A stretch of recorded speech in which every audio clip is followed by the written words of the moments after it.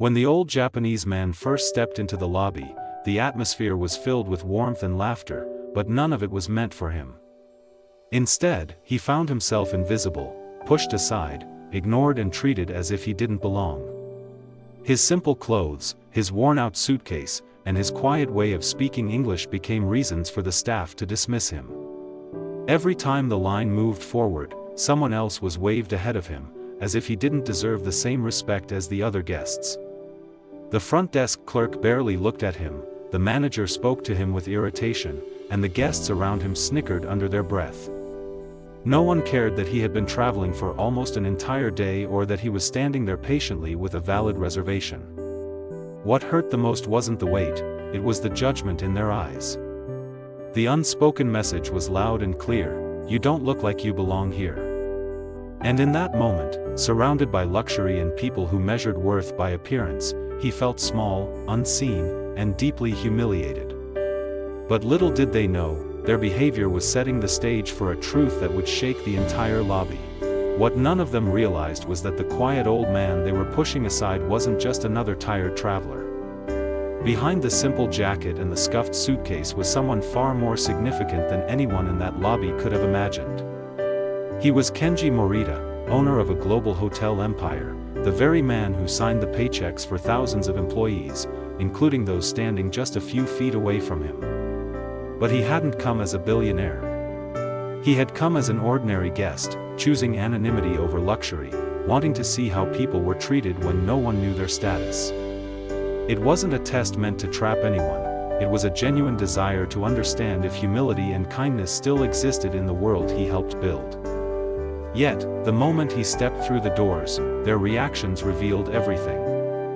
They saw his modest appearance and assumed he couldn't afford the place.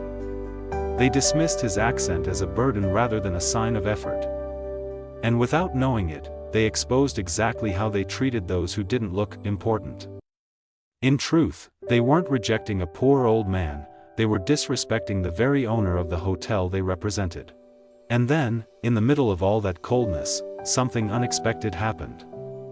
From the cafe section, a young waitress stepped forward, not rushed, not irritated, but calm and attentive, as if she actually saw him. She spoke a single word in Japanese, gentle and respectful, and that one word froze the entire lobby. For the first time since he arrived, someone addressed him in a tone that felt human. She didn't look at his clothes or his accent, she looked at his expression, the confusion in his eyes, the quiet way he was trying to communicate, and she understood he needed help. Without hesitation, she walked up to him, switched effortlessly between Japanese and English, and offered to assist him with his reservation. It wasn't her job. She wasn't from the front desk, and she definitely wasn't trained to handle VIP bookings. But none of that mattered to her. What mattered was that a man was struggling, and she could help. While others saw someone unimportant, she saw a guest who deserved respect. While the staff turned their backs, she stepped forward. And with that simple act of kindness, she unknowingly changed the course of his entire visit. As Skylar continued typing, the atmosphere in the lobby shifted from casual impatience to a tense, uneasy silence. Everyone could feel that something unexpected was unfolding. The staff who had brushed him aside now watched with stiff shoulders, hoping the situation would somehow fix itself. When Skylar's eyes suddenly brightened, the tension snapped.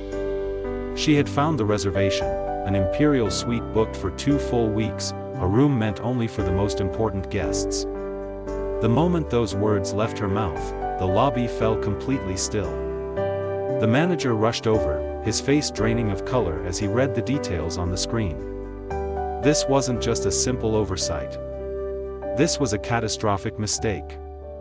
And then, when the old man calmly spoke his real name, Kenji Morita, the truth hit them like a shockwave.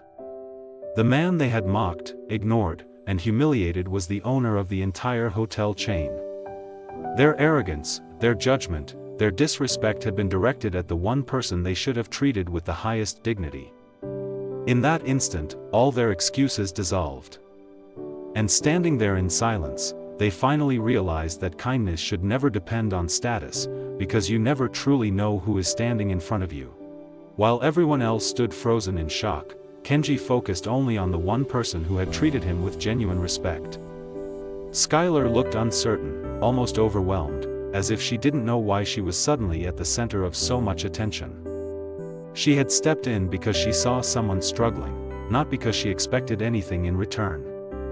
And that sincerity touched him more deeply than she could ever imagine.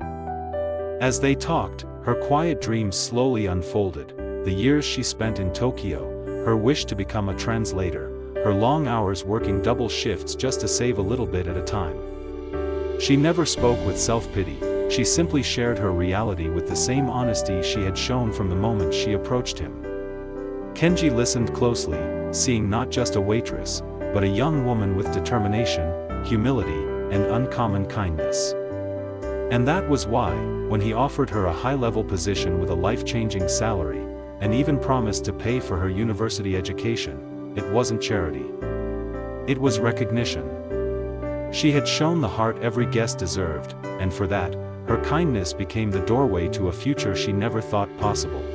What happened in that lobby became more than just a dramatic moment, it became a reminder of something people often forget.